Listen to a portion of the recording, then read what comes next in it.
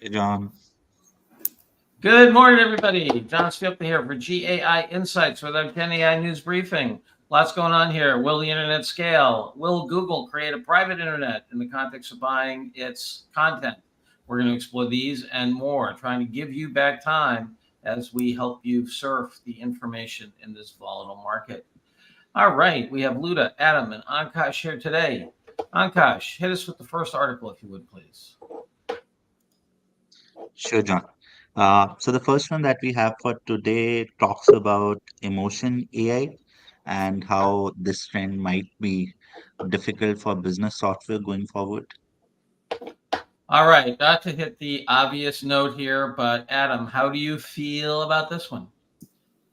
I would consider this optional news. It's a fairly lengthy read, and I don't want to get too deep into it, but I personally just fundamentally disagree with the premise as well, which is that with earlier machine learning, it was really hard to use things like facial expressions to detect emotion, and that's still going to be a big challenge, as important as it is. And I'm like, yeah, but we have fundamentally different technology that we're going to be using in terms of contents and inference. Like I just, yeah, I didn't get much out of it. It's an important concept. It has a nice list of companies that are sort of getting into that space of inferring emotion based on things like, even if you're chatting with support, for your camera to be on so it can see your facial reactions. And they're just saying that that's going to be really difficult. And there's a bunch of companies that are trying to solve it, as important as it will be. But yeah, it's something we've been working on for a while. And I think, if anything, we should be talking about the promise this new technology brings to the opportunity here. All right, we have a vote for optional. Luda, Paul, what do you think? Optional. As much as emotion is important, I think it's optional. And also, there was a try of sensors and cameras and whatnot in the earlier wave, and it didn't quite work. So we'll have to figure out how to do it this time. And also, it's I think it's bordering on privacy concerns, right? How do you do that within the limits of people can say, I don't want to be seen. I don't. Sure. And how do you do it with every customer or with every interaction? So there's lots of issues, I think, here. So, but optional, not there yet. I thought it was interesting. I live, between Illinois and Massachusetts, and I didn't realize that our Illinois laws here don't allow passive collection of bio-emotional information, which I thought was very interesting. As the Tesla drives by, am I happy? Can't do that. All right, we have optional. Next, Akash. Okay, the next one comes from OpenAI and it talks about how OpenAI is searching for an answer to its copyright problems. So what do you think, Luda? This very speculative, long article that talks about what happens if this happens. How about we take it through the end of the legal battle with New York Times? What happens then? And how about using the fair use law? Does it stand for OpenAI? All those things, and essentially at the end saying, look, by the OpenAI dealing with publishers, they can't use the fair use clause. So it's interesting read, but certainly optional. Big O. Big O. What do you think here, Adam? I agree. Unless people haven't really been paying attention, it might be a good sort of catch up. But for the most part, there wasn't much new or insightful here to be offered. All right, not much new here. I was leaning toward maybe important because I thought. Let's hear it. Why, John? Because it lists out a bunch of interesting lawsuits and so forth, and the notion of why the economics of licensing are much better than the economics of losing a suit, and the idea of Google creating more and more of a private internet, as it began with the snippets of articles instead of simply pushing the links to the published material. and how they pushed hard in some geographies to basically, in typical Google fashion, take it to the mat and say to the publishers, "Hey, we cannot point to you at all, if you're not careful." So I just thought it laid out this notion of how quickly the private internet of Google might evolve. It underlines we have a mess in the web search at the moment that will have to get straightened out, I think. But yeah, I hear you, John, but I don't know. I'm still I'm not hard over. Paul, where are you on this? No, I think just to riff on the topic, though, I think it's important that the whole notion that as we move from this search economy to the answer economy, that publishers become more of an input into solving the customer problem here. So the idea that I have a walled garden and I'm stripping this stuff and putting together with other sources to answer the customer question beyond just a single New York Times article, I think is a really important trend for people to be aware of. But I think this is this particular optional article is optional. All right. And Michael Novak, I think, feels the same way. Optional it is. Pankaj, next. Okay, the next comes from our friends at Epoch AI, and it talks about, can AI scaling continue through 2030? What'd you think here, Paul? It's I think, with a lot of discussion on this, I know there was a big discussion 4 or 5 months ago from the senior person of Microsoft. They concluded still can scale for a while. I think we all know that. I think the issue right now is we're not even using the technology we have right now. So from the AI leader, this stuff's getting bigger, better, faster, cheaper. This is another part of that trend. And the magnitude of that right now is not as critical at this time, in my view, for the AI leaders. So because of that, it's optional. All right. Adam, what do you think of this? Pretty detailed. Yeah, I agree with Paul. It's detailed, but it's also speculative. I mean, the too long didn't read is basically, yes, we can scale to 2030, but there's all these dependencies and it's going to be really hard. That's right. And we're like, yeah, and if we do all of these things, then we will get here, and that's great. I mean, I'm confident that a lot of these challenges, we can't even imagine a year or 2 years from now how we're going to be solving them. So this is to talk about whether we can scale to 2030 in this really linear sort of fashion and having these 4 criteria that they're basing it on is it's just too speculative for me to be able to recommend it. Luda, you okay with optional? totally optional for me. Yes, very much speculative. Lots of assumptions. Yeah, I'll give it an optional, but I was more optimistic on this thing. This is, I thought, pretty fact-based in terms of what some of the core things are. And yes, we can't know the different scenarios. And I agree with you. Adam, there's, in that famous phrase, there's a lot of unknown unknowns.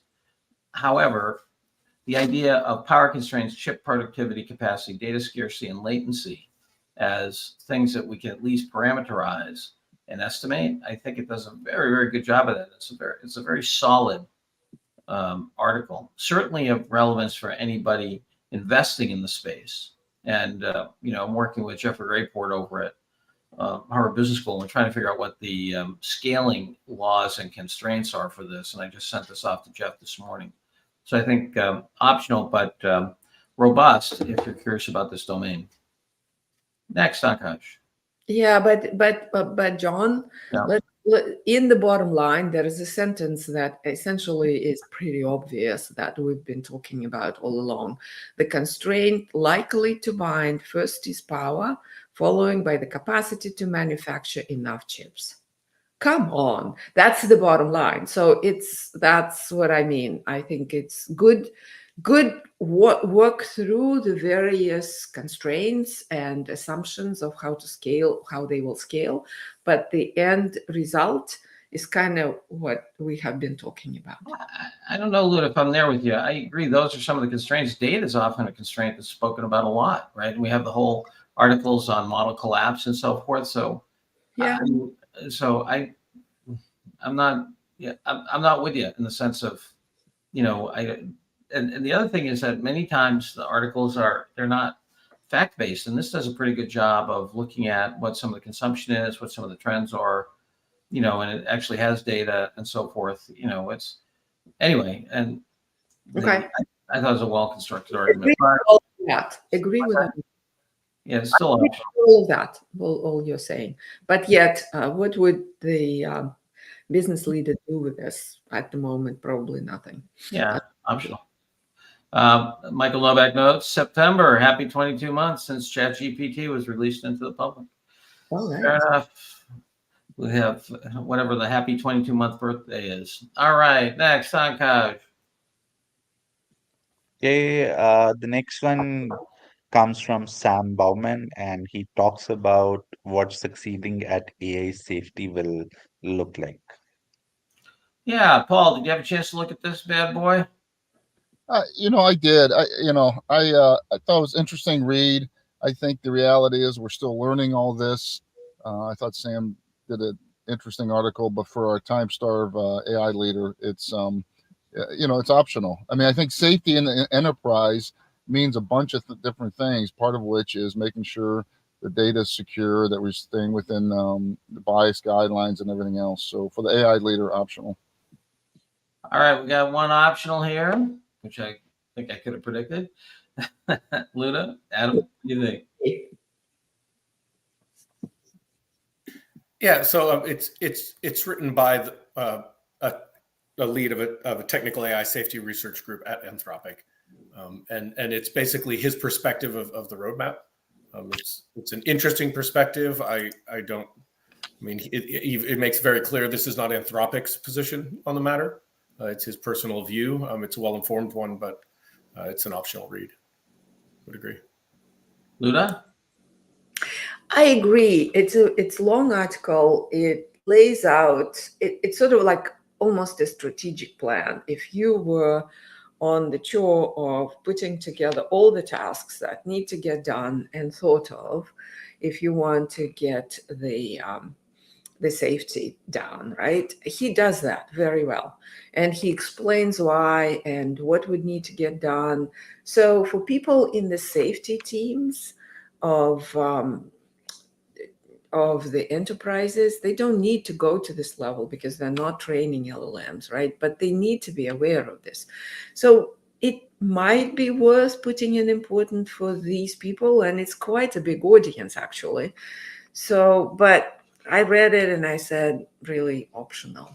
I don't know. The one thing I will throw in, John, is it makes mention in here of something I hadn't heard before, which is this transformative AI or TAI. Yeah. And we hear a lot about AGI and ASI and supersentience and things. And this is a new term I hadn't heard, and they define it as an AI that could form as a drop-in replacement for humans in all remote work-friendly jobs, including AI R&D. So it's just an interesting thing to explore as a criteria versus AGI, which I think gets thrown a lot around a lot, and it's perhaps a little more contentious. So perhaps Anthropic is trying to sort of set a new terminology here, an approach to what they're trying to do. But other than that, I didn't get much from it. So what he's defining, I agree with you, Adam. That's interesting. But because what he's defining is a trusty engine, right, that you could put to work by itself, doing things that AI R&D, expanding AI. And if you can trust that engine, that's what he says, that's what we're trying to get to. And it's an interesting definition. I agree. I think it's interesting to me too, the whole, if you look at risk mitigation, risk management, especially in extreme situations like the battlefield, a lot of it has to do with the planning and execution, what you might think of as imaginable problems and responses. But one of the really interesting things I think that makes for a more resilient environment is how do you organize in such a way so that when the unimaginable happens, you can coordinate around the problem. You know what I mean? Yeah. And so, like, for example, I think something like COVID-19 was only partially imagined. Certainly the infrastructures, I don't think were very well adapted to dealing with that. And so it's like the old saying in war, Clausewitz, no battle plan survives engagement with the enemy. Or Mike Tyson's, hey, everybody's got a plan until they get hit in the face. So what I thought this very much emphasized was the ability to imagine the future problems. And I thought it was very weak on the unknown unknowns. And how do you both architecturally think about that as well as organizationally think about that and respond. Anyway, all right, optional. Here we go. We're not a lot of reading for our AI leader today. Akash, next. All Okay, right. the next one talks about DeepMind's GenRM, which improves LLM accuracy by having models verify their own outputs. Yeah, here we go. Is this the fox in the hen house or a beautiful use of the model to give us more accuracy? What do you think, Adam? Oh, sorry, Luda. Yeah, that's all right. Go Yeah, ahead, Luda. it's me. Yeah, I rated it as optional. Mm-hmm. The idea here, so it's an incremental improvement on verification, right? Mm-hmm. So usually the common method, it's best of n. So you generate n solutions and then rate it and take the best out of them. That's how the verifiers are usually done. They don't utilize the text generation capability of the LLM that is underneath them. And this method is to actually use that on verification and solution generation, getting a much better improvement, like 64% better improvement.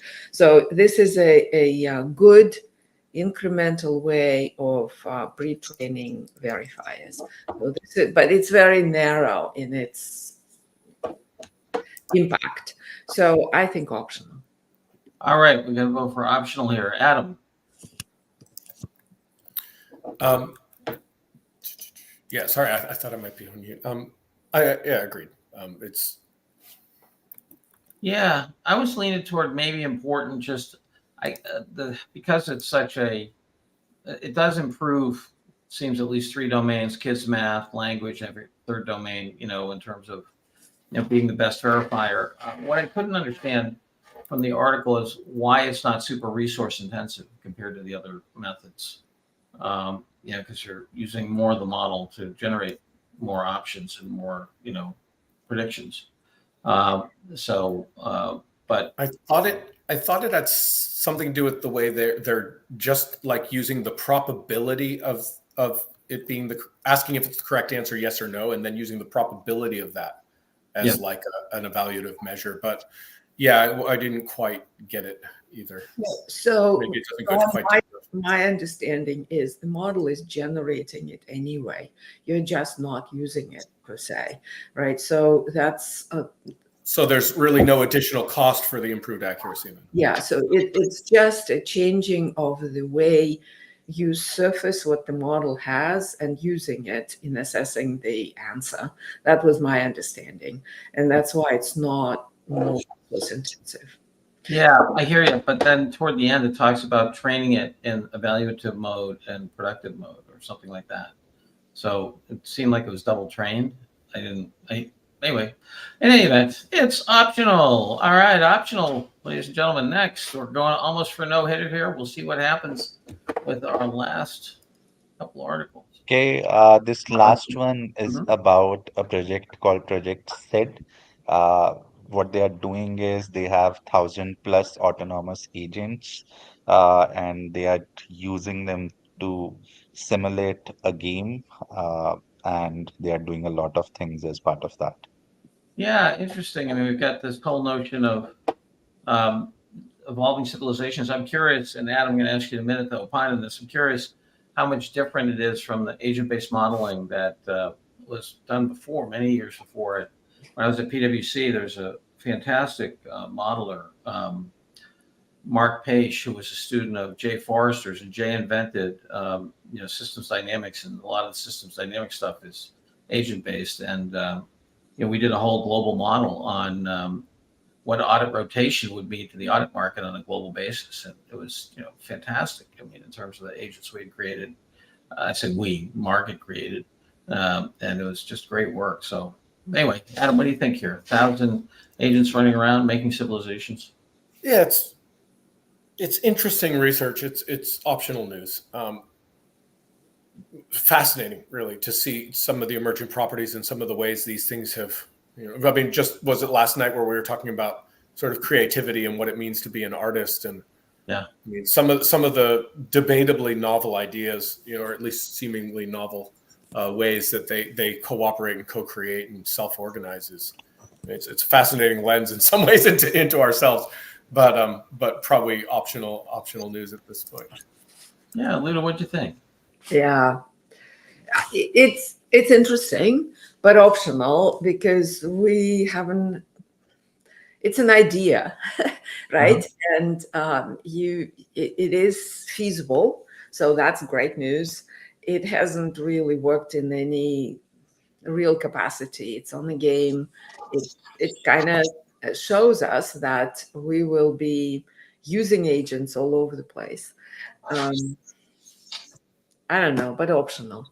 Yeah, what I think is fascinating is you have at least two sets of things going. I'm also optional. Two sets of things going on here in my mind. One is that, in a certain sense, they're rediscovering a bunch of the systems dynamic stuff, which had some very interesting findings, but with now much more of a user-friendly interface. And Lucinda's saying, is this a good way to learn how to work with agents? Yeah, it might be. I think, in terms of a low cost area. I think and very safe area. I think the other thing is because they did, back to your question, Lucinda, they did do a lot of, because they have a currency in there. If you listen to the video, it takes you through some of the trades they made in terms of, for example, in one of the worlds they created they expected the merchants to do most of the trading, but it turned out to be the priest, because the priest was busy buying people to join his religion. So, and it's, sounded very familiar. Being a Catholic sounded very familiar. If you go back a little bit in Catholic history, can you say indulgences? Anyway, the fundamental, I think, missing part in a lot of these is that my impression is that the developers have not read any core philosophy, and the idea that if you have a functional system, it has an implicit ethics, as Aristotle would say. So I think they're very much on the kind of surface functional notion of how do these things interact. They don't go down and say, okay, well, what really is the definition of good, for example, or justice, or any of the things that have been wrestled with for millennia. Anyway. Yeah, but Lucinda is right. If you were to come up with this ethics and think about this, and learning via play is the great way to do it, right? So this is a great environment. A lot of people are very aware of it. So it's a good starting point, right? You have agents, you can define them, you can put them in this environment, create a different scenarios and the like. So sure, yeah.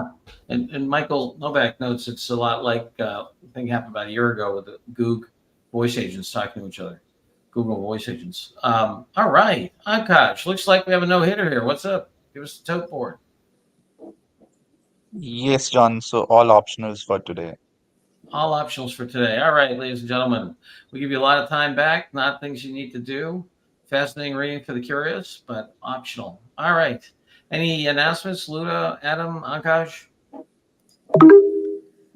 All right. Bye-bye, everybody. Saved you some time. See you tomorrow. thank you.